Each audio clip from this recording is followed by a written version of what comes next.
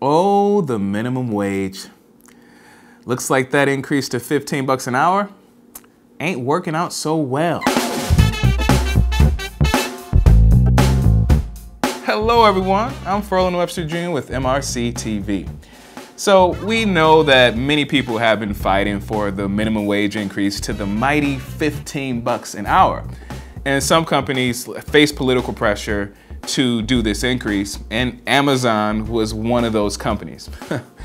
In an article by The Guardian, they say they were contacted by employees of Whole Foods, which is owned by Amazon, and these employees spilled the beans on aisle 8 and revealed all the interesting things that have been going on since Jeff Bezos pretended to increase the size of their bank accounts. So the article says, since the wage increase, Whole Food employees have told The Guardian that they have experienced widespread cuts that have reduced schedule shifts across many stores, often negating wage gains for employees. Now, there's a lesson here that also applies to those that want the government to mandate an increase in the minimum wage. The government forces companies to pay a higher wage when they don't want to, or in some cases aren't able to, and in turn, they have to figure out a way to keep their profits. So lo and behold, they cut hours. And according to The Guardian, even though Whole Foods cut hours, guess what? They still expected employees to get the same amount of work done with less time. Back to work. The effects of the forced minimum wage increase are indeed real.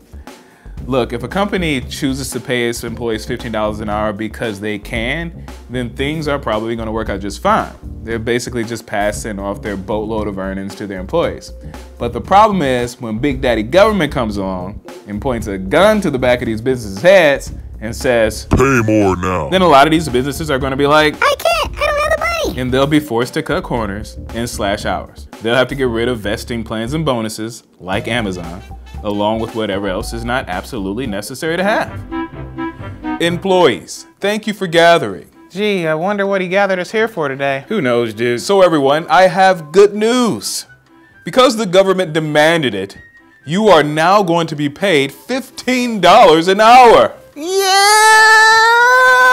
Oh yeah, I knew all that protesting was gonna pay off. Now I can get my dream car and pay all my bills. Money, Yeah, baby, justice, baby, justice. But wait, there's more.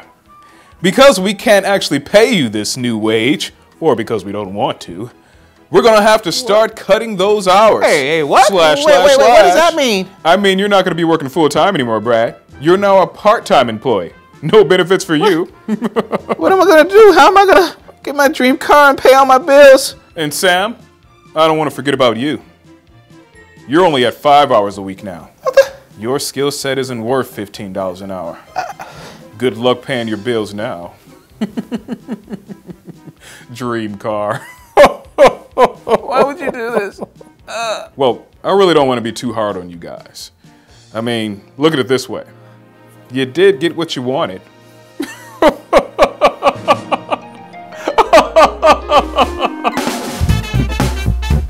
Here's some advice for you, Sam and Brad. If you want a higher wage, then go to a job that pays a higher wage. If you can't get that job because your skill set is too low, then increase your skill set and try again later. You don't want to go to the government and get them involved and force people to pay you what you want to get paid, because it always gets turned around in the end. It backfires. Just like it did with Whole Foods, and it's probably only the beginning. Well, that is all I have for you today, folks. Be sure to subscribe to our YouTube channel, follow us on Twitter, and like us on Facebook. Until next time, folks, I'm Ferlin Webster Jr. with MRC TV.